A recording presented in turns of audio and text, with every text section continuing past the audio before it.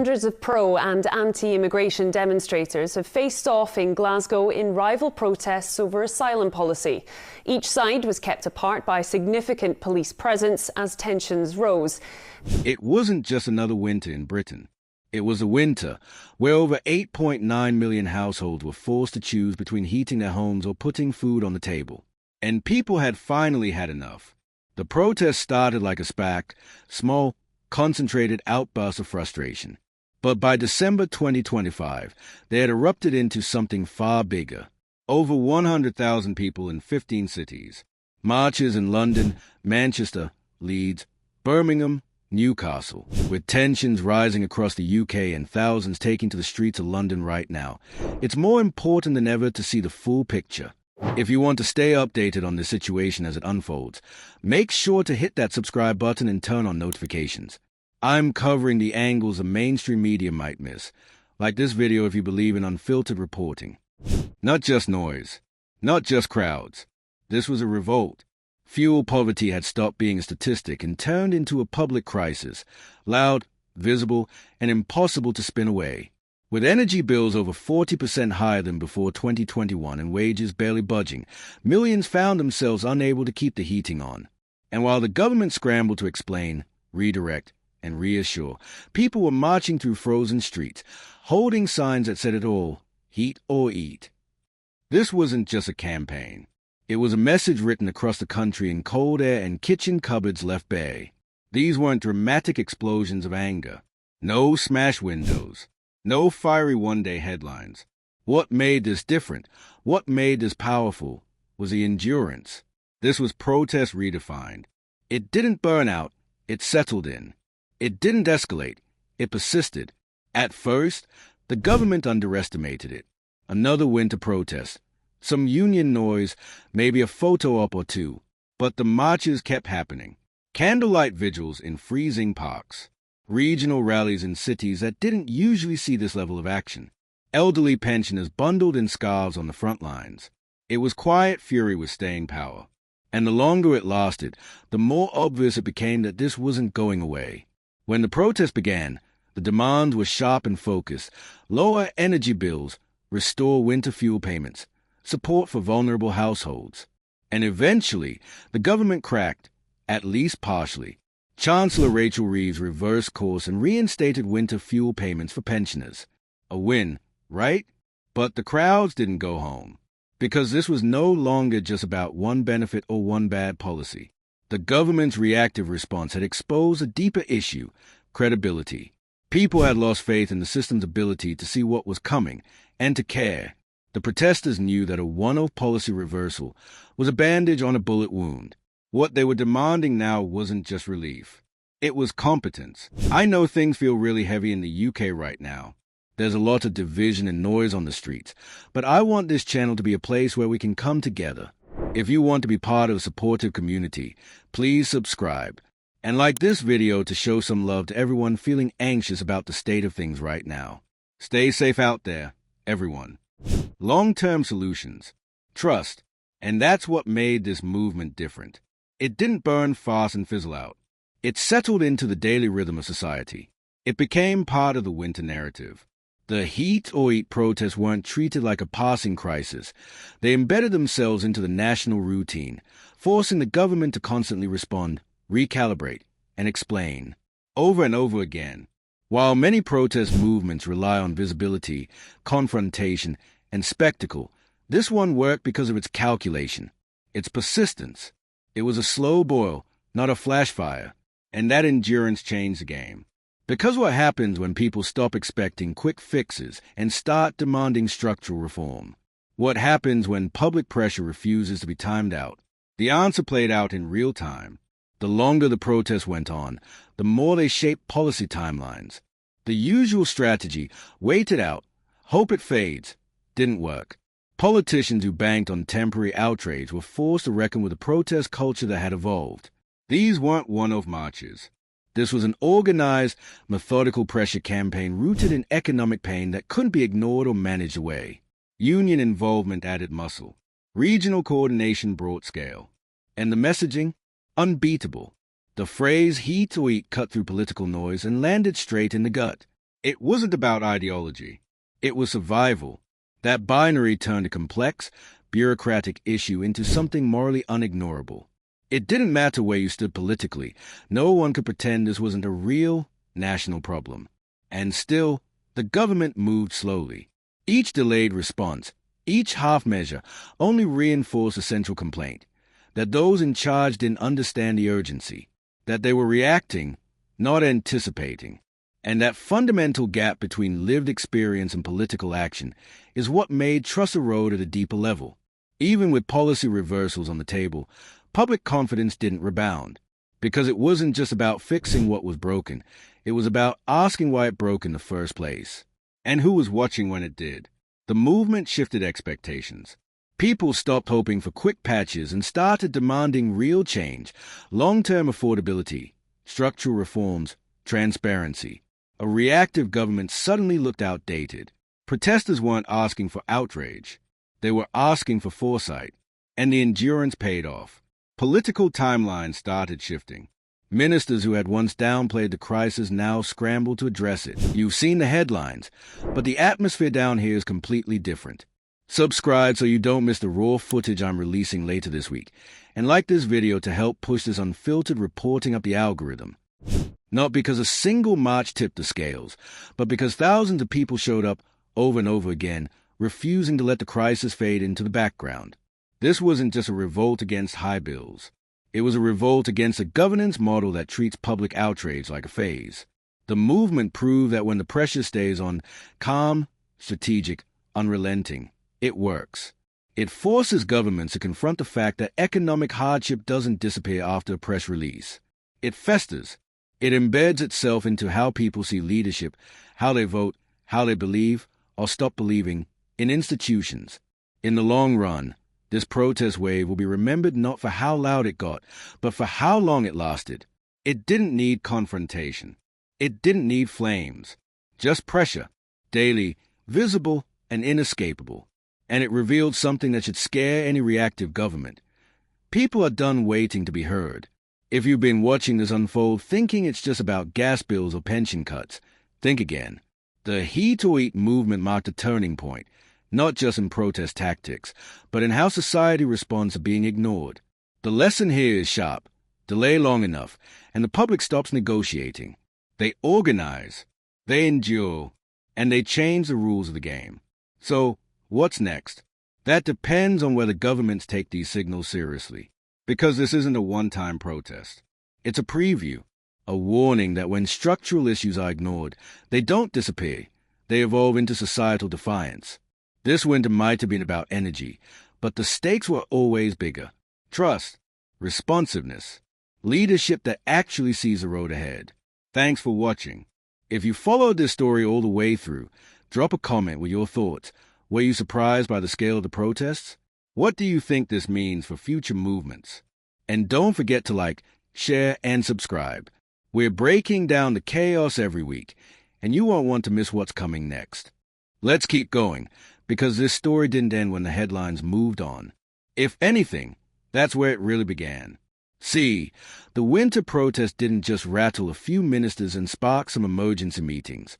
They exposed something deeper, something every future government should probably be losing sleep over. That a tipping point had been crossed, and no one in power seemed to notice until it was already too late. Because here's what those marches really signaled. People no longer trust that their basic needs will be protected when a crisis hits. And that kind of trust, once it's gone, it doesn't just magically come back with a one-time payment or a polished statement from Downing Street. The protest had started with a simple question, with tensions rising across the UK and thousands taking to the streets of London right now. It's more important than ever to see the full picture. If you want to stay updated on the situation as it unfolds, make sure to hit that subscribe button and turn on notifications. I'm covering the angles the mainstream media might miss, like this video if you believe in unfiltered reporting. How are people supposed to survive when heating your home becomes a luxury? Not a comfort, a luxury. And the more the government fumbled a response, the more that question turned into a challenge, a reckoning. It wasn't just about rising costs. It was about what those rising costs revealed. That years of underinvestment, short-term fixes, and political point scoring had left the country exposed. When energy prices soared, the cracks weren't just visible, they became impossible to ignore. And for millions of households, especially the most vulnerable, those cracks became chasms. Let's not sugarcoat this. Fuel poverty in one of the world's wealthiest economies is a national disgrace. And yet, 8.9 million households entered winter without knowing if they could keep the heat on. That's not an oversight. That's a policy failure on a structural level. And the longer the protests continued, the more they started to ask a different kind of question. How did we even get here? Because this didn't happen overnight. The warning signs were there. Long before the marches, there were growing concerns about energy security, wage stagnation, inflation, and a general lack of forward planning. But each time, the response was the same: downplay, delay, distract, until the problem was so embedded that it turned into a movement. And that movement started changing things, not just in Parliament, but in the way people thought about protest itself. For years, the pattern was predictable. Something breaks, people get angry, they protest, and eventually it fades. But this time, the script flipped. What made the heat or eat protest different was a refusal to follow the usual playbook. There was no single dramatic climax, no viral moment that turned into a fleeting headline. Just relentless, measured pressure, week after week, month after month, across multiple cities. It became part of the national atmosphere. And it worked, not in some fairy tale, total reform kind of way, but in a very real, political impact kind of way. Cabinet ministers were called out publicly. Policy teams were restructured. Suddenly, long-ignored questions about energy equity and social safety nets were being discussed not just by activists, but by national media, union leaders, and economists. Because here's the thing no one in power seemed ready for: endurance is power. These weren't one-off protesters showing up for a photo op. These were working-class families, retirees, nurses, postal workers. I know things feel really heavy in the UK right now. There's a lot of division and noise on the streets, but I want this channel to be a place where we can come together. If you want to be part of a supportive community, please subscribe. And like this video to show some love to everyone feeling anxious about the state of things right now. Stay safe out there, everyone. People with jobs, kids, responsibilities, who still kept showing up because the cost of not protesting was higher. They were protesting because they were already living the consequences. And once a protest movement reflects a lived, daily reality for millions of people, it can't be dismissed as political noise. It becomes something else: a mirror, a reckoning, a referendum on the very idea that government exists to protect its citizens from falling through the cracks. So even as fuel payments were reinstated, and even as ministers tried to calm things down with concessions, the protests didn't stop. Because again, it was never just about energy bills. It was about the sheer absurdity of having to fight for something as basic as not freezing in your own home. And while government officials focused on damage control, they missed the biggest shift. People had stopped asking for help and started demanding accountability. They weren't just marching to be seen. They were marching to say, "We know you saw this coming, and you let it happen anyway." There's a cost to that kind of negligence. And it's not just political. It's cultural, psychological. It rewires public expectations. It teaches people that unless they keep the pressure up, they'll be forgotten. That unless they mobilize strategically, consistently, relentlessly, nothing will change. That's a dangerous lesson for a government to teach its people. Because once they learn it, they don't unlearn it. This winter, protest became a part of the national identity. It wasn't disruptive. It was routine. Not dramatic, but deliberate. It didn't have to be loud. It just had to keep going. And that's exactly what it did. For months, this pressure didn't let up, even with freezing temperatures, even as media coverage ebbed and flowed. Because it was never about staying in the spotlight. It was about staying in the conversation, staying on the policy agenda, making it politically impossible to ignore. And it worked because it didn't ask people to believe in a utopia. It asked them to believe in heat, in food, in fairness. These weren't radical demands. They were reminders of what society is supposed to guarantee. So now, what comes next? Because this isn't the end. If anything, it's a new baseline. a warning shot for future governments, a shift in what public pressure looks like and how long it lasts. And the message is crystal clear. You don't get to ignore people anymore and expect them to go quietly. They'll wait. They'll organize. They'll show up again and again until you're forced to act. You've seen the headlines, but the atmosphere down here is completely different. Subscribe so you don't miss the raw footage I'm releasing later this week, and like this video to help push this unfiltered reporting up the algorithm. It's not about noise. It's about presence, persistence, the quiet, freezing rage of people who've had enough of being treated like afterthoughts.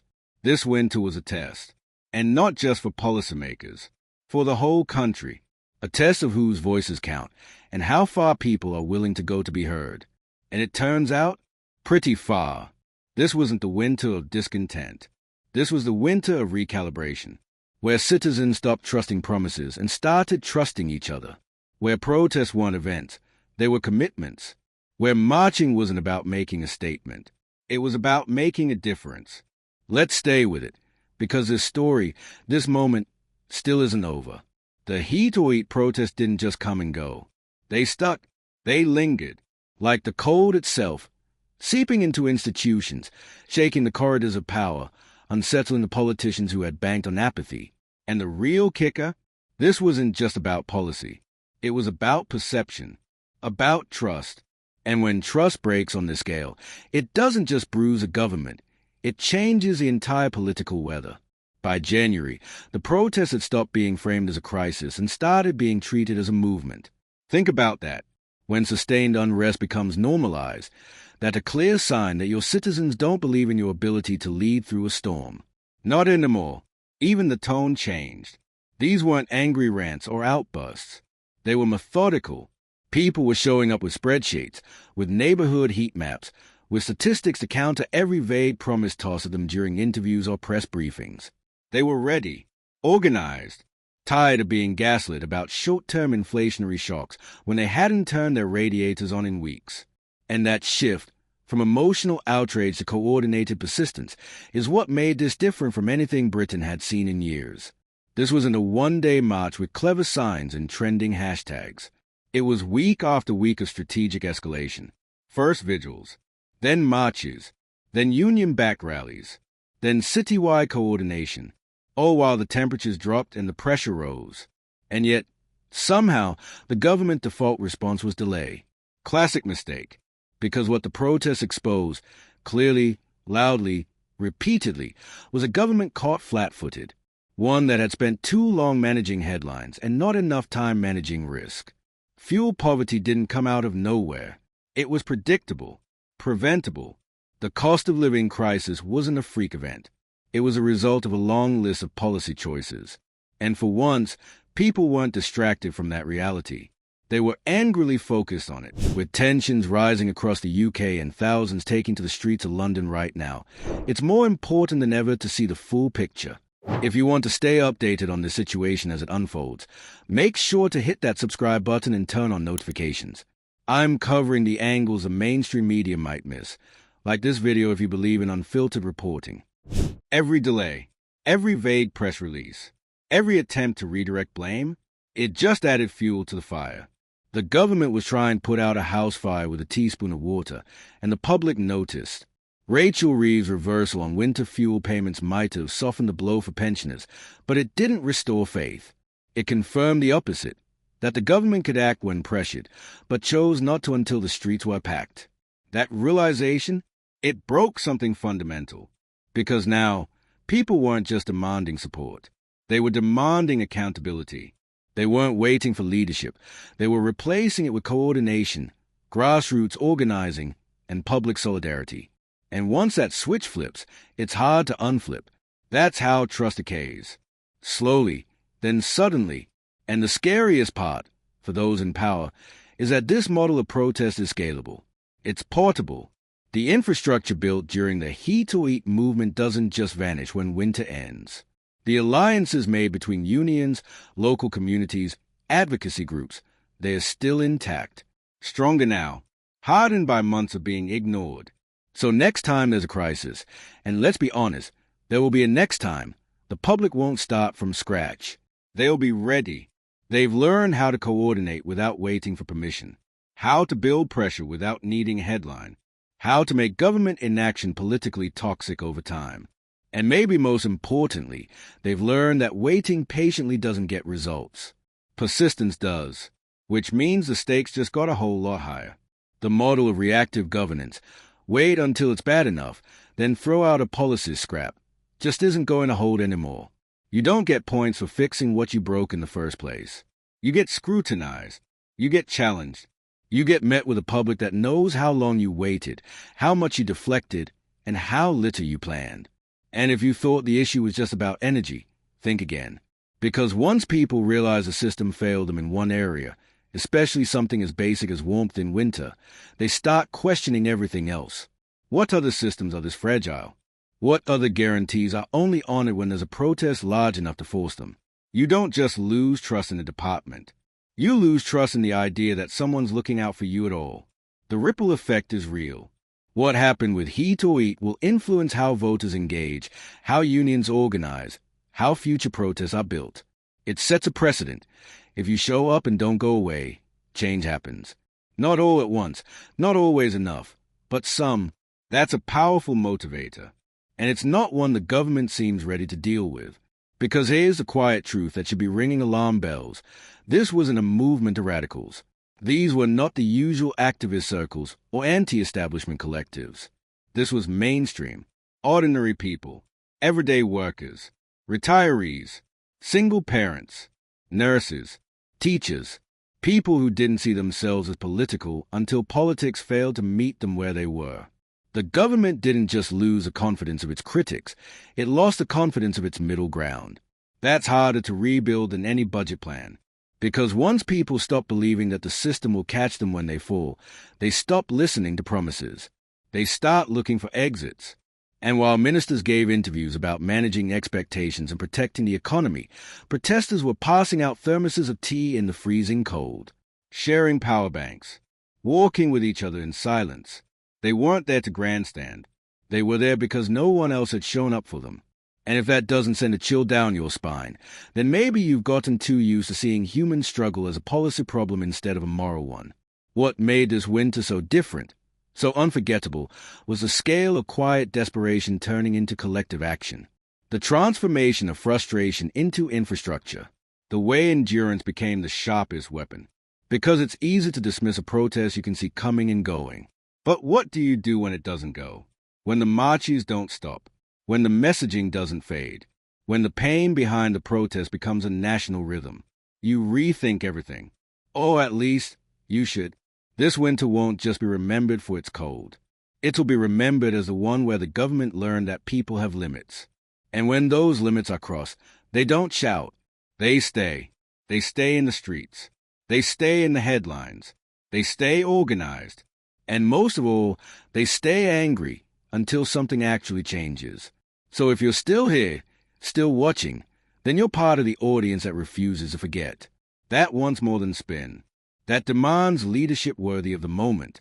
And we're right there with you, breaking down the stories that actually matter. No fluff, no distractions, just the facts and the fallout. Let's keep pulling this thread, because it goes deeper than anyone in charge seems willing to admit. The heat or eat protest didn't end in a victory lap. There was no final press conference with confetti and applause. Because what they exposed wasn't a single problem with a clean solution. It was a system built to tolerate suffering, as long as that suffering stayed quiet. And this winter, it got loud, but not in the way the government expected. This wasn't chaos in the streets. It wasn't looting or riots or burning buildings. That would have been easier to dismiss, easier to police, to politicize.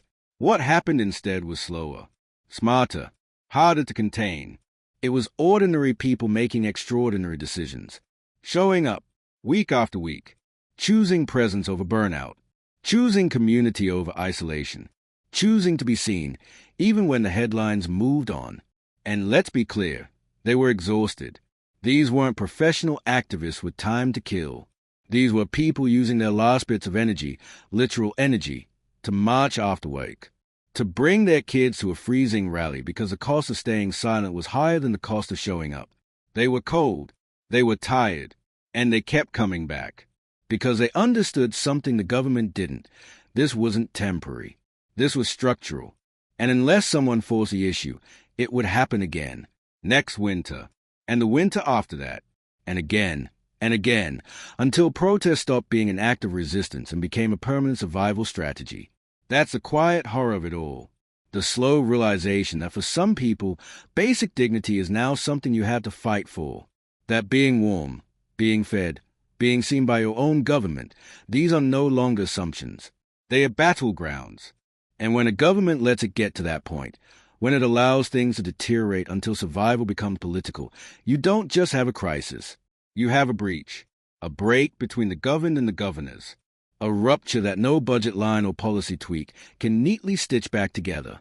Because yes, Rachel Reeves restored fuel payments to pensioners. That happened, but by then, the damage was already done. That move, too little and far too late, read less like leadership and more like damage control. A political concession, not a moral one. It didn't build trust. It confirmed what everyone already knew. They only act when they are forced to, and that's what made these protests so powerful. They didn't rely on hope. They didn't wait for empathy. They made the issue unavoidable. Ministers couldn't walk outside without seeing signs taped to bus stops. Couldn't scroll their phones without seeing clips of pensioners chanting in the snow. Couldn't sit through committee meetings without hearing the words fuel poverty on every agenda. Protest became a presence, not an event. And that presence pushed its way into every crevice of national discourse. And let's talk about the cultural shift for a moment. Because what happened this winter wasn't just political, it was personal. It changed how people saw their country. Suddenly, the idea of Britain as a place where no one gets left behind started to feel like a cool joke. A museum slogan. Something said at press conferences, but not reflected in practice. Because when you have nearly 9 million households struggling to afford heat, that's not a glitch. That's not a post-pandemic adjustment or an unfortunate side effect of inflation. That's a nation on the edge. And here's where things get even more uncomfortable for those in power. People didn't just notice. They took notes. They are paying attention now. To energy markets, to policy language, to economic forecasts. These aren't just protesters. They become watchdogs, analysts, reluctant experts in a system that was supposed to protect them. You don't get to ignore that kind of transformation. Because once people start understanding how they were left behind, they start asking why. And once they start asking why, the answers get uglier. Why did energy policy stay reactive while prices surged? Why were infrastructure investments deprioritized in favor of tax cuts? Why did it take tens of thousands of people marching in the cold for months just to get one benefit restored? Those aren't rhetorical questions. They're indictments. And the fallout isn't just political. It's moral. It's social. It's generational. Because kids saw this too. Children wrapped in blankets while their parents marched. Teenagers listening as the news talk about heating bills like they were luxury expenses. Young people watching their families struggle, not because of personal failure, but because a system designed to cushion hardship didn't show up when it mattered. And they won't forget. This winter became a collective memory, a shared trauma, something people will carry into voting booths, job interviews, social conversations, classrooms. And unless something fundamental changes, the long-term consequence won't just be economic frustration. It'll be apathy, the dangerous kind, the kind that tells people, no one's coming to help, so don't expect anything. And here's the kicker, the real tragedy beneath it all. It didn't have to be this way. The writing was on the wall well before the marches started. Energy prices had been climbing since 2021. Wages hadn't kept pace. The gap was visible, forecastable, preventable, but leaders blinked. They hesitated. They chose to react rather than anticipate. And in doing so, they sent a message louder than any policy. We'll wait until you scream. Well, this winter, people screamed. And then they didn't stop. They marched. They protested. They persisted. And they forced a reckoning that should have come long before anyone had to choose between putting on the kettle or putting on another coat. So where does that leave us? With a precedent, a blueprint, a warning. Because this movement, what it achieved, how it operated, changed the game. It showed that protest doesn't have to be dramatic to be disruptive. That consistency beats chaos. that even the coldest nights can't freeze out a movement built on necessity. It showed that ordinary people, when pushed to the edge, will become the most effective political force in the country, not with anger, but with endurance, with the power of not leaving. And now, the government faces a new reality. You can't rely on outrage to fade. You can't count on people getting tired. You can't expect short-term gestures to solve long-term betrayal. Because this winter proved that people are watching, organizing, marching, and they are not going away just because you're uncomfortable. So if you're still watching this, ask yourself, what kind of country do you want to live in? One where protests are the only way to access basic human needs? Or one where leadership means leading, before people are forced into the streets? Because the next crisis is always closer than you think. And this time, the public knows what to do. They'll march again. Louder, longer, smarter. And next time, they won't be caught off guard. Let's bring this all the way home. Because after everything we've unpacked, there's still one truth that can't be overstated. This winter didn't just change policy. It changed people. Something shifted in the national psyche. Quietly, permanently. Because when nearly 9 million households wake up every morning and don't know if they can afford warmth, it doesn't just cause stress. It rewires your sense of what's possible. It shrinks your expectations of government, of leadership, of justice. It redefines what feels normal. And once survival becomes a default mode, it's very hard to go back to trusting the system that let it happen in the first place. And that's what we're left with. Not just fuel poverty, but political poverty. A public so worn down by performative leadership that even the most basic rights feel like uphill battles. A government forced into action only after the optics become unmanageable. A population learning, in real time, that without consistent, visible pressure, nothing moves. Let's be honest, a restored fuel payment doesn't undo that kind of damage. It doesn't fix a decade of neglected infrastructure. It doesn't raise wages. It doesn't change the fact that policy decisions were made with full knowledge that millions were teetering on the edge.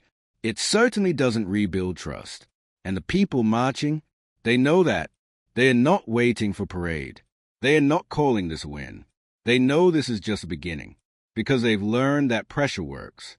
Not in a flash, not with instant gratification, but over time. Steady, relentless, like water eroding stone. Protest as persistence, as muscle memory, as survival.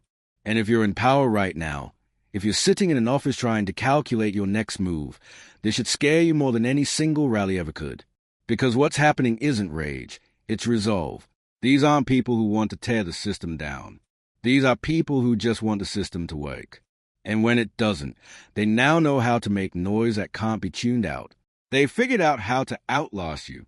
That changes everything. From now on, every future crisis will be seen through the lens of this winter. Every policy delay will be met with suspicion. Every half-step will be scrutinized.